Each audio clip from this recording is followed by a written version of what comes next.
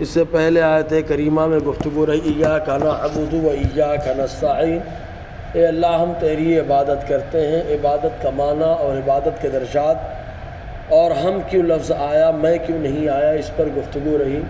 مزید یہ کہ ایک گروہ گزرا ہے جس کا نام ہے جبریہ۔ جبریہ کا عقیدہ بڑا عجیب و غریب تھا۔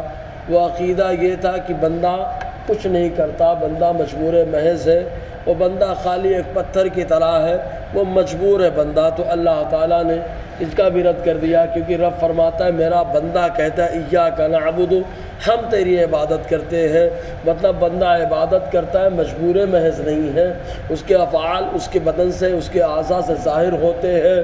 اور جبریہ کا نظریہ یہ ہے کہ بندہ مجبور محض ہے، تو ان کا رد ہو گیا۔ اور مزید یہ کہ ایک بار ایک محدث گزرے ہیں، مفسر، جن کا نام سفیان ثوری رضی اللہ تعالی عنہ ہے۔ چنانچہ وہ ایک مرتبہ مغرب کی نماز ان کو جو ہے لوگوں نے گزارش کی، انہوں نے مغرب کی نماز پڑھائی، اور نماز پڑھاتے جیسے ہی اس آیت کریمہ پہ پہنچے ایاک نعبد و ایاک نستعین، فوراً غش کھائی، اور غشی کھا کر کے جو ہے گرے اور بے ہوش ہو گئے۔ جب ہوش میں وہ آئے تب لوگوں نے پوچھا کہ حضور کیا معاملہ ہے، نماز پڑھاتے آپ بے ہوش ہو گئے، خالی اتنا ہی آپ نے پڑھا تھا۔ آپ نے ارشاد فرمایا اس لیے کہ یہ انداز ایاک نعبد و ایاک نستعین، اے اللہ ہم تیری عبادت کرتے ہیں، تجھی سے مدد مانگتے ہیں، یہ انداز سلاطین کا ہے، بادشاہوں کا ہے، فقیروں کا یہ انداز نہیں ہے۔ ہمارا انداز تو خالی ہونا چاہیے ایاک نعبد، اے اللہ ہم صرف تیری عبادت کرتے ہیں۔ پھر کیف ان کا اپنا انداز، چنانچہ خود یہ انداز کے تعلق سے اس پر ایک روح البیان کے اندر حضرت ابراہیم علیہ السلام کا قول نقل کیا گیا۔ وہ قول یہ ہے کہ جب آگ کو آگ میں ڈالا جانے لگا تو حضرت جبرائیل علیہ السلام نے آ کر کے عرض کیا، اے اللہ کے خلیل ابراہیم علیہ السلام، کیا آپ کو کسی چیز کی کوئی مدد کی ضرورت ہے؟ آپ نے فرمایا مجھے مدد کی بالکل ضرورت نہیں ہے۔ کہا اللہ تعالیٰ کی بارگاہ میں کچھ عرض کرنا ہے؟ آپ نے ارشاد فرمایا میرا مولا وہ سب جانتا ہے کہ میں اس کے لیے امتحان دے رہا ہوں، کیا عرض کروں اس کی بارگاہ میں، وہ سب جانتا ہے۔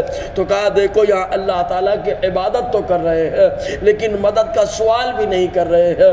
پھر کیف تو اللہ تعالیٰ فرماتا ہے ایاک نعبد و ایاک نستعین، اے اللہ ہم تیری عبادت کرتے ہیں، تجھ ہی سے مدد مانگتے ہیں۔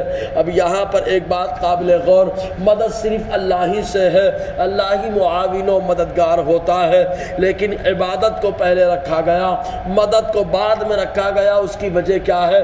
تفسیر البحر المحیط کے اندر، تفسیر بغوی کے اندر، اور ایسے ہی کئی کتابوں کئی کتب تفسیر کے اندر یہ ہے کہ عبادت کو پہلے رکھا گیا، مدد کو بعد میں۔ اس کی وجہ یہ ہے کہ جیسے ایک بندہ کسی کارخانے میں کسی مالک کے ہاں کام کرتا ہے تو جب وہ مدد اس سے مانگتا ہے تو بولتا ہے سیٹھ اے مالک میں تمہارا ہی کام کرتا ہوں، تم مدد نہیں کرو گے تو کون میری مدد کرے گا؟ تو وہ کام کو وسیلہ بنا کر کے پیش کرتا ہے اور پھر اس سے جو ہے مدد کا سوال کرتا ہے۔ تو یہاں پر عبادت کو پہلے رکھا گیا، مدد کو بعد میں۔ اس کی وجہ یہ ہے کہ بندہ یہ عرض کرا اے اللہ ہم تیری عبادت مانگتے ہیں، تجھی سے مدد مانگتے ہیں، تیری عبادت کرتے تجھی سے مدد مانگتے ہیں۔ اللہ ہم تیری عبادت کرتے ہیں، تجھ سے مدد نہیں مانگیں گے تو کس سے مدد مانگیں گے؟ تو مدد نہیں کرے گا کون مدد کرے گا؟ تو عبادت کو پہلے رکھ کر بتا دیا اے اللہ ہم تیرے عابد و زاہد ہیں، ہم تیرے عبادت گزار ہیں، ہم پتھروں کے لکڑوں پکڑوں کے ان کے پجاری نہیں ہیں، ہم تیری عبادت کرنے والے ہیں۔ جب تجھ سے تیری عبادت کرتے ہیں مولا تو تو تجھی سے مدد مانگتے ہیں، تو ہی ہماری مدد فرمائے گا۔ بہرکیف اب مدد کس چیز میں چاہیے؟ تو خود آگے دعا کے طور پر اللہ تعالیٰ کی مدد کا ذکر کہا کس چیز میں؟ کہا اہدنا الصراط المستقیم، اے اللہ ہم کو سیدھا راستہ چلا۔ اب یہاں پر ہدایت کے دو معنی کیے جاتے ہیں، ایک ہدایت کا معنی ہوتا ہے راستہ دکھانا، اور ایک ہدایت کا معنی ہوتا ہے راستہ چلانا۔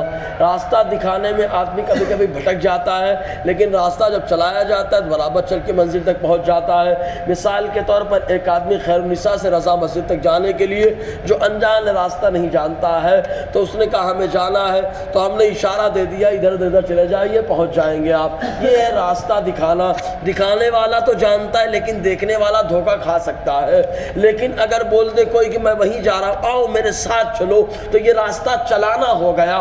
تو یہاں پر ترجمہ کیا ہے؟ راستہ دکھانا یا راستہ چلانا۔ تو راستہ دکھانے میں اللہ تعالیٰ تو سب جانتا ہے لیکن دیکھنے والا دھوکہ کھا سکتا ہے۔ اس لیے دعا ترجمہ کیا کیا جا رہا ہے؟ اہدنا الصراط المستقیم، اے اللہ ہم کو سیدھا راستہ چلا۔ جب اللہ چلاتا رہے گا، وہ عالم ہے، وہ جاننے والا ہے، بندہ منزل مقصود تک پہنچ جائے گا۔ اب اس کے بعد صراط مستقیم کا معنی کیا ہے، اس سے کیا مراد ہے، انشاءاللہ اسی پر روشنی